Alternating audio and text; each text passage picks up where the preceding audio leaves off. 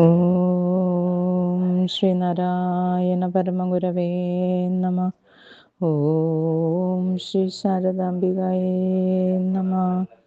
ശ്രീ ഗുരുവും ശ്രീ ശാരദയും കൂട്ടായ്മയിലെ എൻ്റെ എല്ലാ സഹോദരങ്ങൾക്കും വിനീത നമസ്കാരം.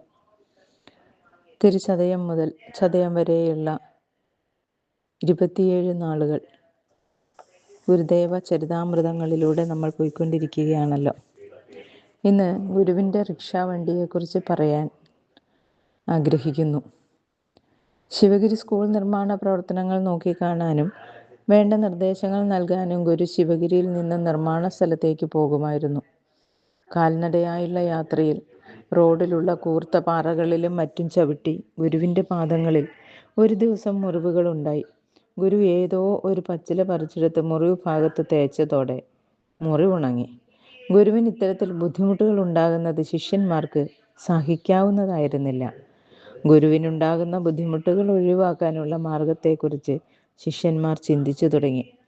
അടുത്ത ദിവസം ഗുരു വൈദിക മഠത്തിൻ്റെ വരാന്തയിൽ കസേരയിൽ വിശ്രാന്തിയിലിരിക്കുമ്പോൾ ഭക്തജനങ്ങൾ ഗുരുവിനെ സന്ദർശിച്ച് അനുഗ്രഹം തേടുന്നുണ്ടായിരുന്നു.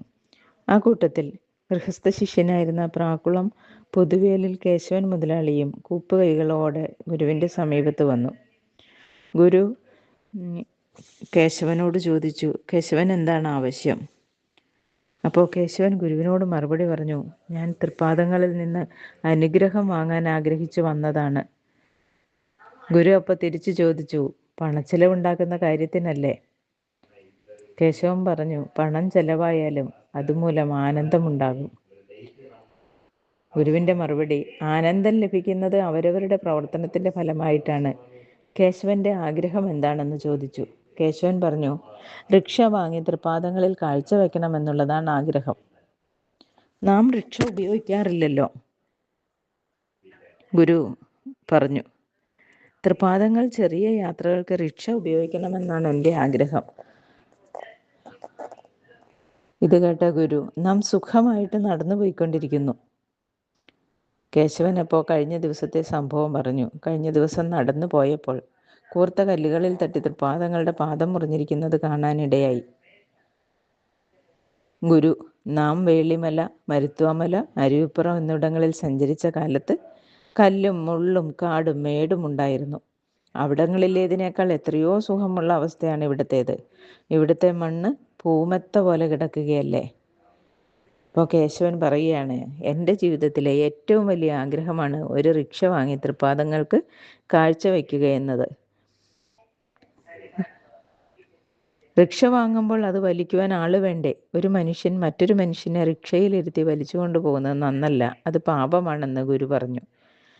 അപ്പോൾ കേശവൻ, തൃപ്പാദങ്ങളെ റിക്ഷയിലിരുത്തി വലിക്കുമ്പോൾ ഞങ്ങൾ എന്തെങ്കിലും പാപം ചെയ്തിട്ടുണ്ടെങ്കിൽ ആ പാപം തീരുമെന്നാണ് ഞങ്ങളുടെ വിശ്വാസം. ഗുരു, വിശ്വാസം രക്ഷിക്കട്ടെ. അങ്ങനെ ഗുരുവിൻ്റെ അനുമതി വാങ്ങി ആനന്ദചിത്തനായ കേശവൻ നേരെ വീട്ടിലേക്ക് പോയി കുടുംബാംഗങ്ങളോടെല്ലാം വിവരം അറിയിച്ചു. ഗുരുവിന് സമർപ്പിക്കുന്ന റിക്ഷ നാളിതുവരെ ഉണ്ടായിട്ടുള്ളതിൽ വെച്ച് ഏറ്റവും ശ്രേഷ്ഠമായതായിരിക്കണം എന്ന് തീരുമാനിച്ചു.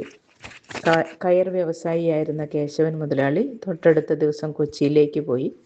അവിടെ കമ്പനിക്കാരുമായി സംസാരിച്ചപ്പോൾ ജപ്പാനിൽ റിക്ഷ നിർമ്മിക്കുന്ന കമ്പനി ഉണ്ടെന്നറിഞ്ഞ് വില എത്രയായാലും പ്രശ്നമല്ല, റിക്ഷ ജപ്പാനിൽ നിന്ന് വരുത്തി തരണമെന്ന് കേശവൻ മുതലാളി പറഞ്ഞു. റിക്ഷയ്ക്ക് ആവശ്യമായ 700 രൂപ കമ്പനിക്കാരെ ഏൽപ്പിച്ച് കൊച്ചിയിലെ കമ്പനി മുഖാന്തരം ജപ്പാനിൽ നിന്ന് റിക്ഷ വരുത്തി. റിക്ഷ വാങ്ങി വള്ളത്തിൽ പ്രാക്കുളത്തുള്ള വീട്ടിൽ കൊണ്ടുവന്നതിന് ശേഷം അത് കൂടുതൽ ആകർഷകമാക്കി പെയിൻറ്റുകളൊക്കെ പൂശി അവിടെ നിന്ന് വീണ്ടും വള്ളത്തിൽ കയറ്റി വലിയ ഘോഷയാത്ര പോലെ പഞ്ചവാദ്യത്തിൻ്റെയും മറ്റും അകമ്പടിയോടുകൂടി റിക്ഷ ശിവഗിരിയിൽ എത്തിച്ചു. ഗുരുവിന് സമർപ്പിച്ച് നമസ്കരിച്ചു. റിക്ഷ കണ്ട ഗുരു കേശവനോട് പറഞ്ഞു, കേശവൻ ധാരാളം പണം ചെലവാക്കിയിരിക്കുന്നല്ലോ. ഈ പണം പാവപ്പെട്ട കുട്ടികളുടെ വിദ്യാഭ്യാസ കാര്യത്തിന് ഉപയോഗിക്കാമായിരുന്നു. ഗുരുവിൻ്റെ വാക്കുകൾ കേട്ട് എല്ലാവരും നിശബ്ദരായി. എല്ലാവരും മൗനത്തിലായി. അല്പം കഴിഞ്ഞ് ആ മൗനത്തെ ഭഞ്ജിച്ചുകൊണ്ട് ഭയഭക്തി ബഹുമാനത്തോടെ കേശവൻ മുതലാളി ഗുരുവിനോട് പറഞ്ഞു,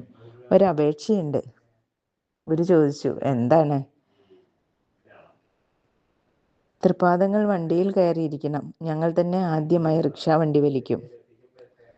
നിങ്ങളുടെ ആഗ്രഹം സഫലമാകട്ടെ എന്ന് പറഞ്ഞ് ഗുരു റിക്ഷാ വണ്ടിയിൽ കയറിയിരുന്നു. കേശവൻ മുതലാളിയും സുഹൃത്തായ പ്രാക്കുളം പലകശ്ശേരിയിൽ കുഞ്ഞിരാമൻ മുതലാളിയും കൂടി റിക്ഷാ വണ്ടിയുടെ 2 കൈകളിലും പിടിച്ചു.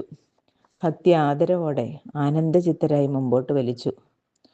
കുറെ ദൂരം എത്തിയപ്പോൾ ശിവഗിരിയുടെ മുമ്പിലെ ആ പാലം കഴിഞ്ഞപ്പോൾ ഗുരു ചോദിച്ചു, മതിയോ? ആഗ്രഹം സാധിച്ചല്ലോ. തുടർന്ന് ഗുരു പറഞ്ഞു, ഇനി വേറെ ആൾക്കാർ റിക്ഷ വലിച്ചുകൊള്ളും. അപ്പോൾ തന്നെ അവർ ഇരുവരും റിക്ഷ വലിക്കുന്നതിൽ നിന്നും പിന്മാറി. തുടർന്ന് റിക്ഷാ വണ്ടി വലിച്ചത് ശിവഗിരിയിലെ അന്തേവാസികളായിരുന്നു.